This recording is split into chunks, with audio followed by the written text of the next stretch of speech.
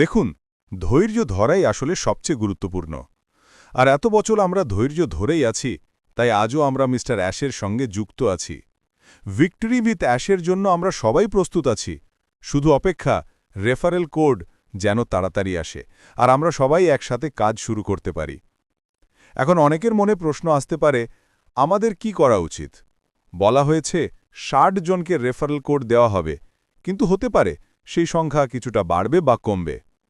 কেউ হয়তো ভাববেন, এই মানুষটা কেন পেল, ওর তো পাওয়া উচিতই না। আবার কেউ ভাববেন, এই মানুষটার তো পাওয়া উচিত ছিল, অথচ সে পেল না। কিন্তু বন্ধু, এখন আবেগপ্রবণ হওয়ার সময় নয়। সবচেয়ে গুরুত্বপূর্ণ হল, যখনই রেফারেল কোড আসবে আমরা যেন প্রস্তুত থাকি। তারপর ধীরে ধীরে প্রক্রিয়াটা বুঝে নিই, কেওয়াইসি, লগ ইন, পরের ধাপ সব। আজ ২৭ অক্টোবর, আর বলা হয়েছে এই মাসেই লঞ্চ হবে। মানে আজ থেকেই ৩১ তারিখ পর্যন্ত যে কোনো দিন যে কোনো মুহূর্তে আপডেট আসতে পারে। হতে পারে ১ ঘন্টার মধ্যেই, অথবা কাল, কিংবা ৩ দিন পর। কিন্তু যারা সত্যিকারে এগিয়ে যেতে চায় তারা ভিক্টরি উইথ অ্যাশের সঙ্গে থাকবেই। যাদের এখনো সন্দেহ আছে তারা হয়তো পিছিয়ে পড়বে।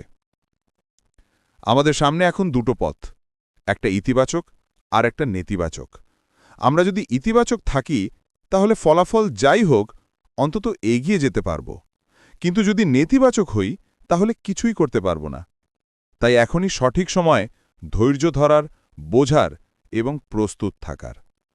ওইএস এর আপডেটের দিকে নজর রাখুন। রেফারেল প্রোগ্রাম মানে কাজ থাকবে, আকাশ থেকে টাকা পড়বে না, এটা নিশ্চিত কথা। অন প্যাসিভে যেই আশা আমরা রেখেছিলাম সেই আশার একটা অংশ এখনও ভিক্টরি উইথ অ্যাশের সঙ্গে বেঁচে আছে। কিন্তু মনে রাখবেন, আগের ভুলগুলো যেন আমরা আর না করি। গত ৫-৬ বছর ধরে আমরা বলছি এবারই হবে, কিন্তু বাস্তবে এখনও পুরোপুরি হয়নি। তাই এবার অতিরিক্ত হাইপ নয়, বাস্তবের উপর ভরসা রাখুন। অনেক লিডার বলবেন এবার নিশ্চিত, কিন্তু সত্যিটা বোঝা যাবে তখনই যখন বাস্তবে লঞ্চ হবে। তাই শান্ত থাকুন, চোখ রাখুন ওইএস প্ল্যাটফর্মে।